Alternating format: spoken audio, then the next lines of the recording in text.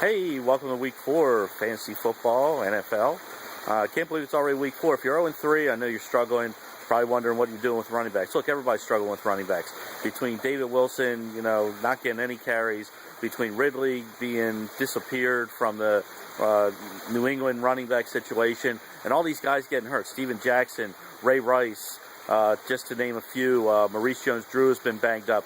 C.J. Spiller's been in and out of the lineup. I mean, what do you do with running backs? Look, you got to kind of wait them out. And I hate to be that simplistic, but you got to kind of wait them out. Ray Rice, you can't trade him right now unless you can find a guy to maybe trade like Reggie Bush, who's tired of Reggie Bush being hurt, or maybe a C.J. Spiller. But you got to hang on to these guys. You got to get creative. Maybe double up on some wide receivers. Use the wide receiver in the flex. More than the running back, which I'm not a big fan of. I always like the running back in the flex versus a wide receiver. But hey, you got to, desperate times calls for desperate measures. It looks like this week, a couple of quick updates. We know that Mike Glennon is starting at wide receiver for Tampa Bay. What does that do for Mike Williams, for Vincent Jackson? Look, both those guys are banged up this week. I'm going to kind of be hesitant on putting them in my lineup, even if they work out early on Sunday morning and, they say, hey, I'm good to go.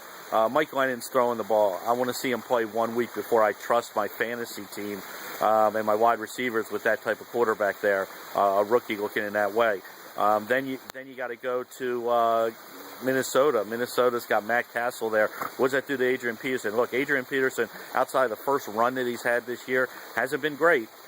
So we got to have a little bit of a concern about that situation as well. But look, it's week 3. At least you know that Gronk and Amendola aren't going to play this week.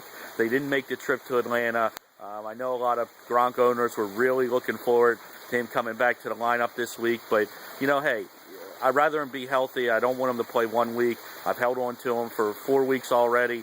I want him to be healthy when he gets in there, so 1 more week, maybe that's a good thing. Amendola was a little bit of a surprise to begin with, so, I'm not worried about him. But just remember, if you're an Edelman owner, a Tompkins owner, maybe a Dobson owner, and figuring that they're going to go off, once Gronkowski comes back, once Amendola comes back, those targets are going to go down a little bit. So, maybe Edelman's a guy you may want to look to move, may trade. I know Amendola could get hurt at the snap of a finger, but, Edelman's a guy that has some value. Maybe if you're struggling at running back, maybe that's a situation you look at. Hey, everybody have a good week 4.